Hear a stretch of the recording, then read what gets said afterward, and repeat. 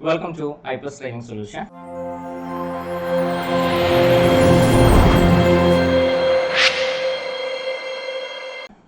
നമ്മൾ നെക്സ്റ്റ് നോക്കുന്നത് IU ആയിട്ട് റിലേറ്റ് ചെയ്തിട്ട് നമ്മൾ MCQ ഡിസ്കഷൻ ആണ് നോക്കുന്നത്. അപ്പോൾ അതിൽ മെയിനായിട്ട് നമ്മൾ അസിസ്റ്റൻറ്റ് ഡയറക്ടറിൻ്റെ എക്സാമിന് 15 മാർക്കിന് സെയിം സിലബസിൽ നമുക്ക് ക്വസ്റ്റ്യൻസ് ചോദിച്ചായിരുന്നു.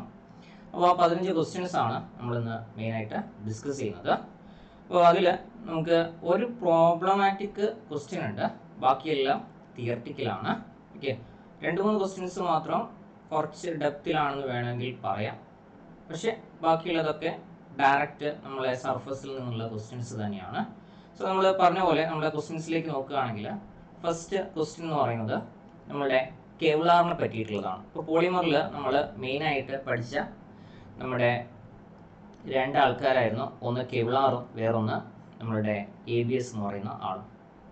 ഓക്കെ, അപ്പോൾ കെവ്ലാറിലേക്ക് വരുമ്പോൾ ക്വസ്റ്റ്യൻ ആയിട്ട് നമുക്ക് ചോദിക്കാൻ പറ്റിയ എന്താണ് കെവ്ലാർ, അതേപോലെ തന്നെ ഏതൊക്കെയാണ് കെവ്ലാറിൻ്റെ മോണോമർ എന്ന് വെച്ചാൽ കെവ്ലാറിൻ്റെ പേരെന്താണ്, അതേപോലെ തന്നെ കെവ്ലാറിന് വേണ്ടിയിട്ട് കെവ്ലാർ ഉണ്ടാക്കാൻ വേണ്ടിയിട്ട് നമ്മൾ യൂസ് ചെയ്യുന്ന മോണോമേഴ്സ് ഏതൊക്കെയാണ്. അപ്പോൾ ഫസ്റ്റ് ക്വസ്റ്റ്യൻ എന്ന് പറയുന്നത് monomers of Kevlar: hexamethylene, diamine and adipic acid, ethylene glycol and ടെറിഫ്താലിക് acid, metaphenylene, diamine and isophthalic acid, paraphenylene, diamine and ടെറിഫ്താലിക് acid. ഇതിൽ ആദ്യത്തെ എന്ന് പറയുന്നത് നൈലോൺ 66 ആണ്, രണ്ടാമത്തത് നമ്മുടെ എസ്റ്ററിന്റെ കേസാണ് വരുന്നത്. ശരിക്കും നമ്മുടെ കെവ്ലാർ എന്ന് പറയുന്നത് ഒരു പോളി അമൈഡ് ആണെന്നും കൂടെ നിങ്ങളൊന്ന് ഓർത്ത് വെക്കുക.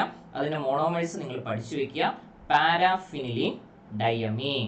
Okay, paraphenylene, diamine and ടെറിഫ്താലിക് acid. അത് ഇതിൽ കൊടുക്കാൻ പറ്റുള്ളൂ, അതല്ലെങ്കിൽ നമ്മൾ കൊടുക്കാൻ പറ്റിയത് ടെറിഫ്താലിക് ക്ലോറൈഡ് ആണ്. അപ്പോൾ ഇവിടെ പാരാഫിനിലിൻ, ഡയമീൻ ആൻഡ് ടെറിഫ്താലിക് ആസിഡ് ഇവിടെ ഉള്ളതിൽ ഓപ്ഷൻ ആയിട്ട് നമുക്കുള്ളൂ. സോ ആൻസർ എന്ന് പറയുന്നത് option D, paraphenylene, diamine and ടെറിഫ്താലിക് acid. രണ്ടാമത്തെ ക്വസ്റ്റിനിലേക്ക് വരികയാണെങ്കിൽ what is the purpose of developing chamber in TLC? TLCയിലുള്ള നമ്മുടെ ചാമ്പർ. അപ്പോൾ ഇതിൽ നിങ്ങൾ ഓർത്ത് വയ്ക്കുക, TLC തിൻ ലെയർ ക്രോമാറ്റോഗ്രാഫിയിൽ നമ്മുടെ പർപ്പസ് ഓഫ് ഡെവലപ്പിംഗ് ചാമ്പർ എന്ന് പറയുന്നത് to separate components of the mixture. To separate the components of the mixture. Option B ആണ് നമ്മുടെ ആൻസർ എന്ന് പറയുന്നത്, to separate components of the മിക്സ്ചർ. മൂന്നാമത്തെ question: which of the following is a P-type dopant for polyaniline? നമ്മൾ P-typeലേക്ക് എടുക്കുകയാണെങ്കിൽ നമ്മൾ മെയിനായിട്ട് ഓർത്ത് വെക്കേണ്ട കാര്യം, P-type എന്ന് പറയുമ്പോൾ നമുക്കവിടെ ഓക്സിഡേഷന് വേണ്ടിയിട്ട് നമ്മൾ സഹായിക്കും. എന്ന് വെച്ചാൽ പോളിമറിൽ നിന്ന് നമ്മൾ ഒരു ഇലക്ട്രോണിനെ റിമൂവ് ചെയ്യും. അപ്പോൾ ഇലക്ട്രോണിനെ റിമൂവ് ചെയ്യാൻ പറ്റിയ ആളായിരിക്കണം നമ്മൾ ഡോപ്പൻ്റ് ആയിട്ട് യൂസ് ചെയ്യേണ്ടത്. അപ്പോൾ ഞാനവിടെ എക്സാമ്പിൾസിൻ്റെ കേസിൽ നിങ്ങളോട് പറഞ്ഞായിരുന്നു, എൻ്റെ ഹാലജൻസിൻ്റെ കേസ് Cl Cl- ആവാൻ തയ്യാറാണ്, Br Br- ആവാൻ തയ്യാറാണ്, ഫ്ലൂറിൻ F- ആവാൻ തയ്യാറാണ്, I ആവാൻ തയ്യാറാണ്. വെച്ചാൽ അയഡിൻ ഇലക്ട്രോൺ എടുക്കാൻ തയ്യാറായിട്ടുള്ള ആളാണ്. അപ്പോൾ അയഡിനെ നമുക്ക് എന്തായിട്ട് യൂസ് ചെയ്യാം? P-type ഡോപ്പൻ്റ് ആയിട്ട് യൂസ് ചെയ്യാം. സോ ആൻസർ എന്ന് പറയുന്നത് ഓപ്ഷൻ ഡി, അയഡിൻ. നാലാമത്തെ കേസ്: the low thermal expansion of borosilicate glass is primarily due to the presence of.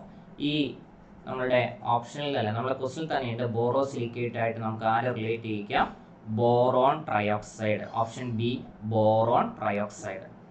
അഞ്ചാമത്തെ question: which of the following ingredient in Portland cement regulate setting time of cement? ഇത് ഒരുപാട് repeat അടിക്കുന്ന question ആണ്. നമ്മുടെ ആൾ എന്ന് പറയുന്നത് ആരായിരിക്കും?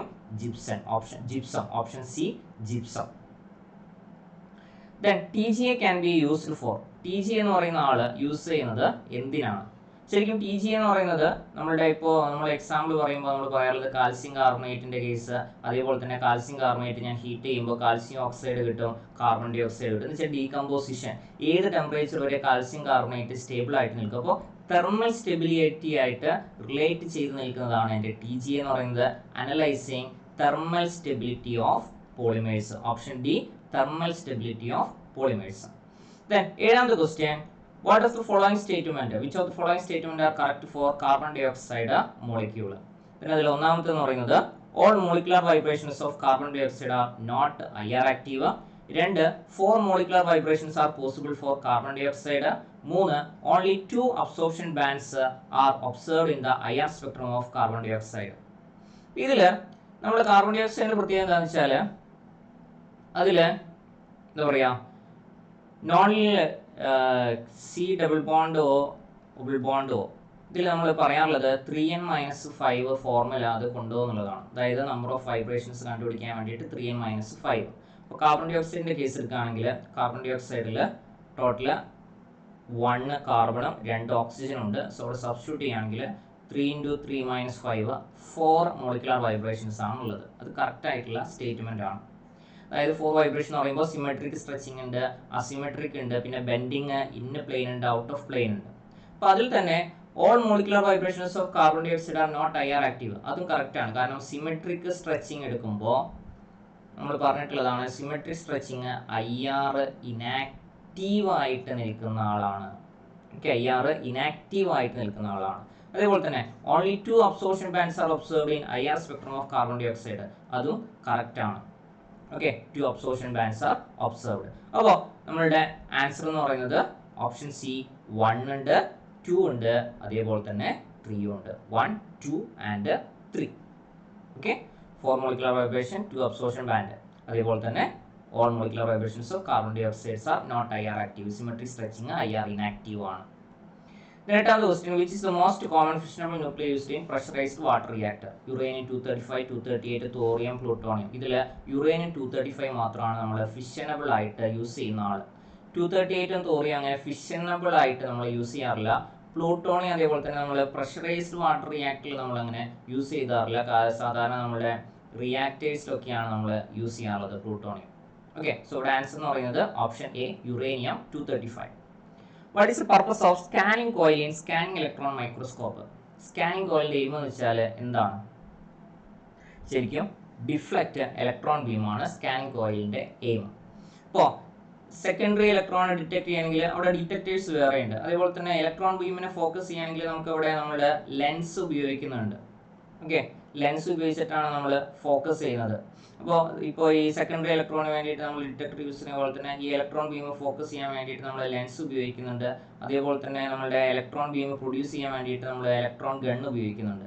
പക്ഷേ നമ്മുടെ ക്വസ്റ്റ്യൻ എന്താണെന്ന് വെച്ചാൽ സ്കാനിങ് കോയിലിനെ പറ്റിയാണ്. അതിൻ്റെ ആൻസർ എന്ന് പറയുന്നത് to deflect electron beam. Okay, then പത്താമത്തെ ക്വസ്റ്റ്യൻ എന്ന് പറയുന്നത് ഒരു പ്രോബ്ലമാറ്റിക് ആണ്. The absorbance of 0.002 molar solution of dye shows an absorbance of 0.1750 at 720 nanometer, while a test solution of same dye shows absorbance of 0.2625 under the same condition. Find the concentration of the test solution. അപ്പോൾ ഇതിൽ നമ്മുടെ question എന്താണെന്ന് വെച്ചാൽ അബ്സോർബൻസിന്റെ 2 value തന്നിട്ടുണ്ട്. Okay, അതായത് 0.175 absorbents at concentration 0.02. രണ്ടാമതൊരു absorbance തന്നിട്ടുണ്ട്. Then concentration ആണ് ക്വസ്റ്റ്യൻ. അതായത് നമ്മുടെ ലോ പ്രകാരം absorbance directly proportional to concentration ആണ്. ഓക്കെ, അങ്ങനെയാണെങ്കിൽ എനിക്ക് എന്ത് എഴുതാം? A1/A2 = C1/C2 എന്ന് എഴുതാം. Okay, A1/A2 = C1/C2. So A1 ആയിട്ട് നമുക്ക് ആരെ കൊടുക്കാം? നമ്മുടെ ആദ്യത്തെ അബ്സോർബൻസിന്റെ വാല്യൂ 0.1750. 0.1750. രണ്ടാമത്തെ അബ്സോർബൻസിന്റെ വാല്യൂ 0.2625. ഇനി ഫസ്റ്റ് കോൺസെൻട്രേഷൻ 0.002, സെക്കൻഡ് കോൺസെൻട്രേഷൻ ആണ് നമുക്ക് കണ്ടുപിടിക്കേണ്ടത് C2. സോ ഇത് റീഅറേഞ്ച് ചെയ്യുകയാണെങ്കിൽ C2 അങ്ങോട്ട് പോകുമ്പോൾ 0.002 ഇൻറ്റു അല്ലേ, ഇത് ക്രോസ് മൾട്ടിപ്ലൈ ചെയ്യാം 0.2625, ദെൻ ഡിവൈഡഡ് ബൈ ആര് വരും? C2 ഇൻറ്റു ഇതാണ് ഈക്വൽ ടു വരിക. അപ്പോൾ ഇങ്ങോട്ടേക്ക് വരുമ്പോൾ 0.1750. അതായത് നിങ്ങൾ ഒറ്റ സ്റ്റെപ്പിൽ ചെയ്യാൻ പഠിക്കുകയാണെങ്കിൽ അത്രയും നല്ലത്. അതായത് C2 ഇൻറ്റു 0.1750 ആണ് 0.2625 ഇൻറ്റു 0.002. ഓക്കെ, ക്രോസ് മൾട്ടിപ്പിൾ ചെയ്താൽ അത് ഈക്വൽ ആയിരിക്കും. ഓക്കെ, ഇനി C2 ഈക്വൽ ടു വേണമെങ്കിൽ 0.1750 അങ്ങോട്ടേക്ക് പോകുമ്പോൾ ഡിവിഷൻ ആവും. അപ്പോൾ ഇതിൽ നിങ്ങൾക്ക് ചെയ്യാൻ പറ്റുന്നത് എന്താ വെച്ചാൽ നോക്കിക്കേ, പിന്നെ മൊത്തത്തിൽ അങ്ങ് മാറ്റുക. 2625 ആക്കുക. ഇതിനെ പിടിച്ചിട്ട് അങ്ങ് 1750 ആക്കുക. എന്നിട്ട് 5 വെച്ചോ 10 വെച്ചോ 5 വെച്ച് കട്ട് ചെയ്യാം. അപ്പോൾ 5 വെച്ച് കട്ട് ചെയ്യുമ്പോൾ നോക്കിക്കേ, 3 5 15, ബാക്കി 25 350. ഇത് നോക്കിയാൽ 5 5 25, ബാക്കി 12, 12 2, ദെൻ 25 505. ഒന്നും കൂടെ 5 വെച്ച് കട്ട് ചെയ്യുകയാണെങ്കിൽ ഇത് 70 കിട്ടും. ഇത് 5 വെച്ച് കട്ട് ചെയ്യുകയാണെങ്കിൽ 1 5 5, ദെൻ 0 101. എവിടെയോ ഒന്ന് മിസ്റ്റേക്ക് കിട്ടി. 2625 5 5 25, ബാക്കി 12 2 വരിക 525 ആണ് വരിക. അപ്പോൾ 1 5 5, ദെൻ 0 105. 105 70 കണ്ടാൽ നിങ്ങൾക്ക് എന്തെങ്കിലും തോന്നുന്നുണ്ടോ? 35ന്റെ മൾട്ടിപ്പിൾ ആണ് 70, 35ന്റെ മൾട്ടിപ്പിൾ ആണ് 105. വേണമെങ്കിൽ നിങ്ങൾക്ക് ഒന്നും കൂടെ 5 വെച്ച് ഡിവൈഡ് ചെയ്യാം. 2 5 10, 1 5 15, ദെൻ 1 5 5 14. ഇനി നിങ്ങൾക്ക് 7 വെച്ച് കട്ട് ചെയ്യുകയാണെങ്കിൽ 3/2. ഓക്കെ, അതായത് ഇത് സിമ്പിളാക്കി കൊണ്ടുവരാം, വേറെ ഒന്നുമില്ല. ഇനി വേണമെങ്കിൽ നിങ്ങൾക്ക് 0.2625 വെച്ച് 0.175 ഒറ്റയടിക്ക് ചെയ്യണമെന്നുണ്ടെങ്കിൽ അങ്ങനെ ചെയ്യാം. അല്ലെങ്കിൽ 262.5 നിങ്ങൾക്ക് 175 വെച്ച് കട്ട് ചെയ്യുന്നുണ്ടെങ്കിൽ അങ്ങനെ ചെയ്യാം. ഓക്കെ, ഒരു 175 എന്നുള്ള രീതിയിൽ ബാക്കി 87.5 വരും. 87.5 8,000 എടുക്കുകയാണെങ്കിൽ 1.5 ആൻസർ വരും. ഓക്കെ, അതായത് 875 5 പ്രാവശ്യം, അപ്പോൾ 1.5 വരും. അങ്ങനെ വേണമെങ്കിൽ അങ്ങനെ ചെയ്യാം. അതല്ലെങ്കിൽ ഇവിടെ വന്നിരിക്കുന്നത് 3/2 ആണ്. അപ്പോൾ നിങ്ങളുടെ സിംപ്ലിഫിക്കേഷൻ എന്ന് പറയുന്നത് നിങ്ങളുടെ കയ്യിലേക്ക് ഞാൻ വിടുകയാണ്. 2 വെച്ച് ഇവിടെ കട്ട് ചെയ്യുകയാണെങ്കിൽ 0.001 വരും. 0.001 × 3 എന്ന് വെച്ചാൽ ആൻസർ ഓപ്ഷൻ ബി 0.003. ഓക്കെ, 0.003 ആണ് എൻ്റെ ആൻസർ എന്ന് പറയുന്നത്. അപ്പോൾ ഇതിൽ നമ്മളുടെ ഒരെണ്ണം മാത്രമേ നമുക്ക് പ്രോബ്ലം ആയിട്ട് ചോദിച്ചിട്ടുള്ളൂ. അത് ഭയങ്കര ടഫുള്ള പ്രോബ്ലം ഒന്നുമല്ല. ബേസിക് ആയിട്ട് അബ്സോർബൻസ് പ്രൊപ്പോർഷണൽ ടു കോൺസെൻട്രേഷൻ അത്രയും അറിഞ്ഞിരിക്കാനുള്ളൂ, വേറെ ഒന്നും ചെയ്യാനില്ല. അതിൽ A1/A2 = C1/C2. അതിലൊരു കോൺസെൻട്രേഷൻ തന്നിട്ടില്ല, 2 അബ്സോർബൻസും ഒരു കോൺസെൻട്രേഷൻ തന്നിട്ടുണ്ട്. രണ്ടാമത്തെ, international day for the preservation of the ozone layer is observed on. International day answer എന്ന് പറയുന്നത് ഓപ്ഷൻ സി സെപ്റ്റംബർ 16 ആണെന്ന് പഠിച്ചു വയ്ക്കുക. നമ്മൾ 1987 സെപ്റ്റംബർ 16 എന്ന് പറയുന്നത് international day of preservation of ozone layer ആയിട്ട് നമ്മൾ പറയുന്നുണ്ട്. ദെൻ ടോപ്പ് ഡൗൺ അപ്രോച്ചസും ബോട്ടം അപ്പ് അപ്രോച്ചസും നമ്മൾ സിന്തസിസ് ഓഫ് നാനോമെറ്റീരിയൽ യൂസ് ചെയ്യാറുണ്ട്. അതിൽ ടോപ്പ് ഡൗൺ മെത്തേഡിൽ വരുന്നത് ഏതാണെന്നാണ് ചോദ്യം. അപ്പോൾ ഇതിൽ നമ്മുടെ സോൾജൽ മെത്തേഡും അതേപോലെ കെമിക്കൽ റിഡക്ഷനും നമ്മൾ ബോട്ടം അപ്പിൽ ഡീറ്റെയിൽ ആയിട്ട് പഠിക്കുന്നുണ്ട്. ദെൻ ടോപ്പ് അപ്പിൽ നമ്മൾ പറഞ്ഞു പോകുന്ന മെത്തേഡ് എന്ന് പറയുന്നത് ലേസർ അബ്ലേഷൻ ആണ്. Laser ablation. ഓക്കെ, അപ്പോൾ ലേസർ അബ്ലേഷൻ നിങ്ങളൊന്ന് പഠിച്ചു വയ്ക്കുക. ലേസർ ഉപയോഗിച്ചിട്ട് നമ്മൾ ചെയ്യുന്നതാണ്. അതായത് ഹൈ പവേർഡ് ലേസർ വെച്ചിട്ട് നമ്മൾ ചെയ്യുന്ന മെത്തേഡാണ് ടോപ്പ് ഡൗൺ വെച്ചു. ലേസർ പൈറോളിസിസ് ബോട്ടം അപ്പ് ആണ്. ഓക്കെ, ലേസർ അബ്ലേഷൻ ആണ് answer. Which of the following water treatment help to remove dissolved gases? Sedimentation, disinfection, aeration, reverse osmosis. Answer എന്ന് പറയുന്നത് എയറേഷൻ, ഓപ്ഷൻ സി എയറേഷൻ. കാരണം ബാക്കിയുള്ളതൊക്കെ എടുക്കുകയാണെങ്കിൽ നിങ്ങൾ നോക്കിക്കേ, സെഡിമെന്റേഷൻ എന്ന് പറയുന്നത് നമ്മളുടെ സോളിഡ്സിനെ അല്ലെ, ലാസ്റ്റുള്ള നമ്മുടെ സോളിഡ്സിനെ, അതായത് സസ്പെൻഡഡ് സോളിഡ്സിനെ റിമൂവ് ചെയ്യാൻ വേണ്ടിയിട്ടാണ് നമ്മൾ ഉപയോഗിക്കുക. ഡിസിൻഫെക്ഷൻ എന്ന് പറഞ്ഞാൽ നമ്മൾ ലാസ്റ്റ് ക്ലോറിനേഷൻ ഒക്കെ ചെയ്യുന്ന പോലെ മൈക്രോ ഓർഗാനിസത്തിനെ കില്ല് ചെയ്യുക എന്നുള്ളതാണ് നമ്മുടെ എയിം. റിവേഴ്സ് ഓസ്മോസിസ് നമ്മളുടെ ഈ ഇപ്പോൾ വാട്ടർ, നമ്മുടെ സോൾട്ട് വാട്ടറിൽ നിന്ന് വാട്ടറിനെ പ്യൂരിഫൈ ചെയ്യുന്ന കേസ്. ഇപ്പോൾ സോൾട്ട് ഒക്കെ ഡിസോൾവ്ഡ് ആയിട്ടുള്ള അല്ലെങ്കിൽ നമ്മുടെ സോളിഡ്സിനെ പറ്റിയിട്ടാണ് നമ്മൾ എന്താ പറയുക, റിവേഴ്സ് ഡിസോൾവ്ഡ് സോളിഡ്സിനെ പറ്റിയാണ് നമ്മൾ റിവേഴ്സ് ഓസ്മോസിസ് പറയുന്നത്. പക്ഷേ എയറേഷൻ എന്ന് പറയുന്നത് ഡിസോൾവ്ഡ് ഗ്യാസുമായിട്ട് റിലേറ്റ് ചെയ്തിട്ടാണ്. ഇപ്പോൾ മീഥെയിൻ ഗ്യാസ് അല്ലെങ്കിൽ കാർബൺ ഡൈ ഓക്സൈഡ് ഗ്യാസ്, H2S ഗ്യാസ് ഒക്കെ ഉണ്ടെങ്കിൽ അതിനെ റിമൂവ് ചെയ്യാൻ വേണ്ടിയിട്ട് നമുക്ക് പറ്റിയ മെത്തേഡാണ് aeration. Which of the following polymer membrane is used in PEM fuel cells? അപ്പോൾ ഇത് കുറച്ച് ഡെപ്ത് ഉള്ളതാണ്. കാരണം ഫ്യൂൽ സെൽ എന്ന് പറയുമ്പോൾ നമ്മൾ PEM ഫ്യൂൽ സെൽസിലേക്ക് നമ്മൾ സാധാരണ പോകാറില്ല. സാധാരണ നമ്മൾ ഹൈഡ്രജൻ ഓക്സിജൻ ഫ്യൂൽ സെല്ല് ആ ഒരു രീതിയിലാണ് നമ്മൾ ബേസിക് ആയിട്ട് അല്ലെങ്കിൽ അതുമായിട്ട് റിലേറ്റ് ചെയ്തിട്ട് നിൽക്കുന്ന ഒരു ഫ്യൂൽ എന്നുള്ള രീതിയിലുള്ള ഫ്യൂൽ സെൽസിലാണ് നമ്മൾ നിൽക്കാറുള്ളത്. അപ്പോൾ ഇവിടെ PEM ഫ്യൂൽ സെൽസിൽ പോളിമർ മെംബ്രെയിൻ ആയിട്ട് യൂസ് ചെയ്യുന്നത് ഏതാണെന്നുള്ളതാണ് ക്വസ്റ്റ്യൻ. എന്ന് വെച്ചാൽ PEM എന്ന് വെച്ചാൽ പ്രോട്ടോൺ എക്സ്ചേഞ്ച് മെംബ്രെയിൻ.